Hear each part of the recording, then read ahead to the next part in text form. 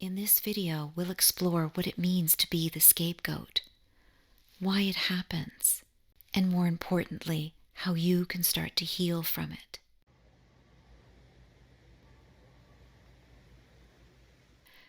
Does this story sound familiar?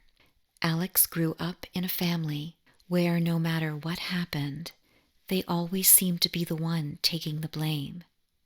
If things went wrong, it was Alex's fault. If there was a fight, everyone assumed Alex started it. Even when they tried their best to stay out of trouble, Alex was always at the center of the storm, carrying the weight of problems that were never theirs. Maybe you've been in Alex's shoes. Maybe you're the one who always gets blamed, the one left out, or the one whose voice doesn't seem to matter. If this resonates, you might have been the scapegoat in your family. Before we dive into the signs, let's take a moment to understand what scapegoating means. In simple terms, scapegoating is when one person is unfairly blamed for problems, conflicts, or failures that aren't truly their responsibility. It's a way for others to project their frustrations, their guilt, or their insecurities onto someone else, rather than addressing the real issue. In families, this pattern can develop for various issues. Sometimes it's a way for parents or siblings to avoid dealing with their own issues. Other times, it's about maintaining an image or avoiding uncomfortable truths. But no matter the reason, the result is the same. The scapegoated person ends up carrying the burden that was never theirs to begin with. So how do you know if this is something you've experienced? Let's start with the first sign, constantly being blamed for problems. If you were scapegoated, you might remember a time when it felt like everything was your fault. Maybe there was a disagreement at home, and somehow you ended up being blamed for starting it or making things worse, even when all you did was try to explain your side. When you're repeatedly blamed, it starts to feel like you're inherently flawed. Over time, this can erode self-esteem, making you believe that you're the problem, even when you're not. This mindset doesn't just disappear when you grow up. Adults who were scapegoated as children often find themselves taking responsibility for things that are beyond their control, whether in relationships, work, or everyday situations. It's a heavy emotional burden, and it can make it difficult to understand healthy responsibility. Some may develop perfectionist tendencies, always trying to avoid mistakes, while others might cope by avoiding responsibility altogether. Scapegoating can also lead to feelings of isolation, which brings us to the next sign, feeling left out or excluded. In this situation, you might have noticed that other family members formed closer bonds, while you felt kept at a distance. Maybe your opinions were dismissed, or you were left out of important decisions, as if your presence didn't matter. For children, this exclusion can feel deeply painful. Kids need to feel connected to their family to develop a healthy sense of self. When you feel like an outsider, it sends a message that you don't belong, that you're not worthy of love or acceptance. And this feeling of rejection often gets internalized, leading to beliefs like, I'm not good enough, or I don't deserve to be included. As adults, those who experienced this kind of scapegoating struggle to form close relationships. They might fear getting close to others because they expect to be rejected or they expect to be abandoned. It's a cycle of isolation that can be hard to break. Feeling left out often means being harshly judged, and that's where the next sign comes in. Another sign of scapegoating is being the target of unfair criticism. If you were the scapegoat in this situation, you might have felt like your mistakes were magnified, while others' mistakes were easily overlooked.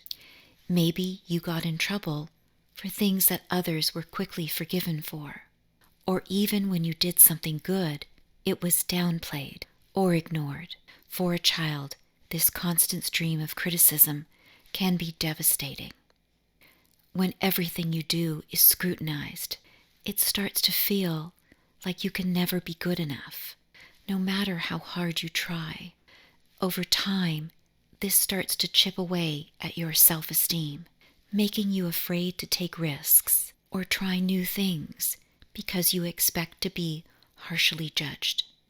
As an adult, this can manifest as a fear of failure or a constant need for validation. You might find yourself overthinking every action, worried about making mistakes, because you've been conditioned to expect criticism. But recognizing where this pattern started is a vital step to breaking free of it.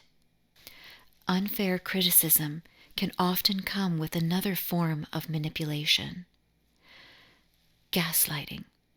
Scapegoats often find themselves on the receiving end of emotional manipulation, including gaslighting. Gaslighting is when someone makes you question your own reality by denying your feelings or experiences. Maybe you've heard things like, "That never happened," or "You're just overreacting." Over time, this can start to make you doubt your own memories, your own instincts, or even your sense of self. For a child, gaslighting is particularly damaging because kids rely on their caregivers to help them understand what's real and what's not.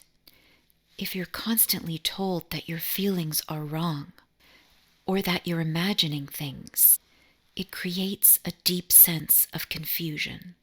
You might start to feel like you can't trust your own thoughts or instincts. As an adult, this can manifest as chronic self-doubt. You might find it hard to trust your own decisions, always second-guessing yourself, because you've been conditioned to think that you're the problem. But recognizing this pattern can be a powerful step in reclaiming your confidence and trusting your own experiences once again.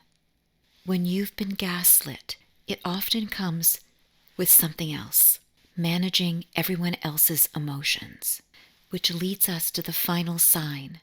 The final sign of being scapegoated is carrying the family's emotional burden. Often scapegoats are expected to act as peacekeepers or mediators, even when the conflicts aren't their fault. Maybe you were pressured to keep everyone happy, be the first one to apologize, or take on the role of calming everyone down, even at the cost of your own well-being. For a child, this can lead to emotional exhaustion. When you're forced to manage everyone else's emotions, you learn to put your own needs last. This conditioning often continues into adulthood, where you feel responsible for fixing problems that aren't yours to solve. It can also lead to people-pleasing behaviors, where setting boundaries feels impossible because you've been trained to prioritize others above yourself. But understanding this pattern is the first step to breaking free of it. Recognizing that you don't have to carry the weight of everyone else's emotions can be a very liberating moment. It's okay to set boundaries, and it's okay to prioritize your own well-being. Now that we've covered the 5 signs of being scapegoated, let's talk about how this trauma can affect you in the long term, and more importantly, how you can start to heal. If you've recognized any of these signs, It's important to understand that the blame and emotional burden were never yours to carry. This role, unfairly forced on you, can deeply affect your self-esteem, your relationships, and how you handle conflict or responsibility as an adult. But there is a way forward. Recognizing these patterns is the first step towards healing. Understand that the role that you were placed in was never a reflection of your real worth. It was never a reflection of who you truly are. The next step is learning to set healthy boundaries, rediscover your self-worth, and start prioritizing your own well-being. This might mean seeking support from friends, communities, or a therapist who understand these dynamics. Healing from childhood trauma, especially from scapegoating, takes time, but it's possible. You can reclaim your voice. You can reclaim trust in your own experiences and opinions. Remember, you are not defined by the role that you were forced into, whether as a child or at some point in your life. If you found this video helpful, please give it a thumbs up, share it with someone who might need to hear this, and subscribe to the channel for more content on overcoming childhood trauma and self-discovery. Thanks everyone. See you on the next video.